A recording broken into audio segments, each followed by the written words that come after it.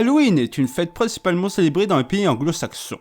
Lorsqu'elle a lieu le 31 octobre, les enfants sont invités à se déguiser en personnages effrayants et à partir sonner aux portes en quête de bonbons.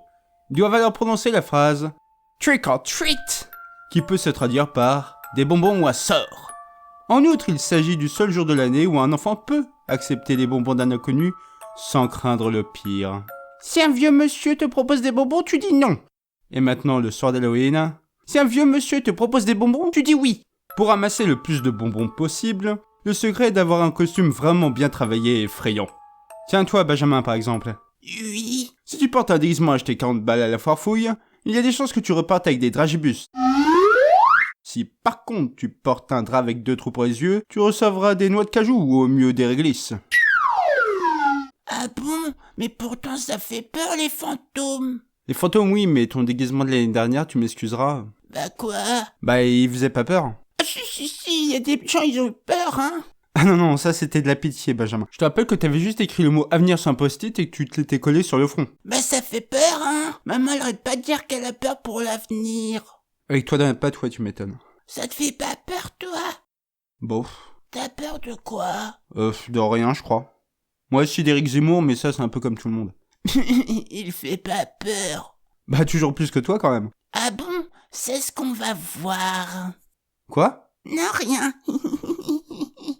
La fête d'Halloween, ou l'Halloween, comme on dit au Québec, puise son inspiration dans le folklore celtique et gaulois. Partout à Tis, les voilà!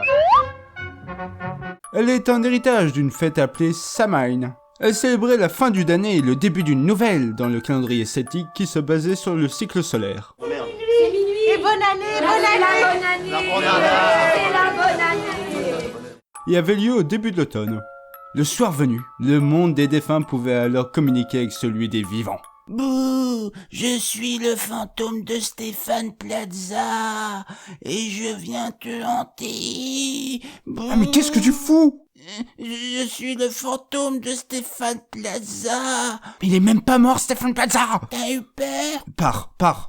La fête de Samhain a progressivement été supportée par la Toussaint, introduite le 1er novembre par l'église catholique aux environs du 8e siècle. Halloween est alors fêté la veille de la Toussaint, le 31 octobre. Son nom est une contraction de l'anglais All Hallows Eve et peut se traduire par la veille de tous les saints ou la veillée de la Toussaint.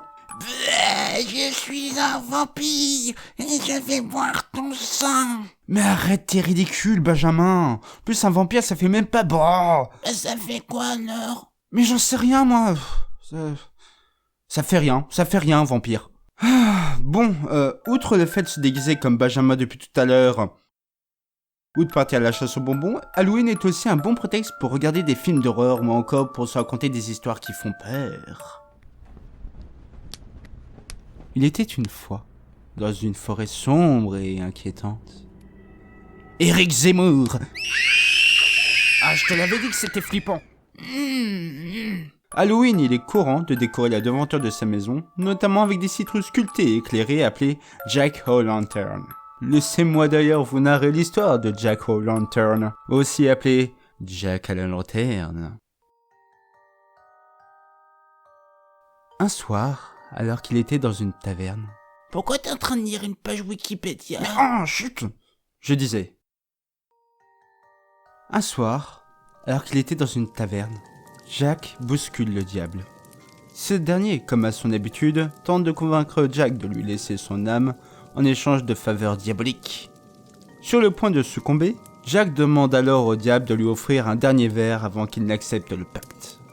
Le diable se transforme alors en pièce de 6 pence afin de payer le tavernier. Prestement, Jack empoigne la pièce et la glisse dans sa bourse. Or celle-ci contient une croix d'argent. Le diable, ne pouvant plus se transformer de nouveau, est prisonnier sous la forme d'une petite pièce. Jack obtient alors du malin qu'il ne vienne pas réclamer son âme avant qu'il ne se soit écoulé 10 ans. Ce que le diable accepte. 10 ans plus tard, Jack rencontre le diable sur une route de campagne. Ce dernier réclame son dû. Jack, réfléchissant à toute allure, dit alors « Je vais venir, mais d'abord, pourrais-tu cueillir une pomme de cet arbre pour moi ?» Le diable grimpe alors sur les épaules de Jack et s'accroche aux branches du pommier. Jack sort alors un couteau et sculpte une croix sur le tronc de l'arbre. Coincé de nouveau, le rusé maréchal Ferrand obtient alors du diable la promesse qu'il ne prenne jamais son âme. Sans autre solution, le diable accepte, et Jack efface la croix du tronc. Bien longtemps après, lorsque Jack meurt, l'entrée au paradis lui est refusée à cause de sa vie d'ivrogne. Et conformément à sa promesse, le diable refuse également de le laisser entrer en enfer. Jack réussit néanmoins à convaincre le diable de lui donner un morceau de charbon ardent afin d'éclairer son chemin dans le noir. Il place alors le charbon dans un navet creusé en guise de lanterne. Oui, parce qu'à la base, c'est pas des citrouilles qu'on utilisait, mais c'était des navets. Mais après, ça a été remplacé par des citrouilles parce que c'était plus facile à sculpter, hein, parce qu'un navet, ça s'effrite un petit peu, et puis c'est plus gros une citrouille, hein, puis tout le monde s'en fout, personne ne mange des citrouilles de toute façon. Bref, il place alors le charbon dans un navet creusé en guise de lanterne, et se voit condamné à errer sans but, jusqu'au jour du jugement dernier, avec sa lanterne.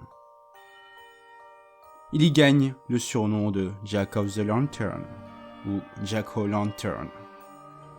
Et il réapparaît chaque année, le jour de sa mort, à Halloween.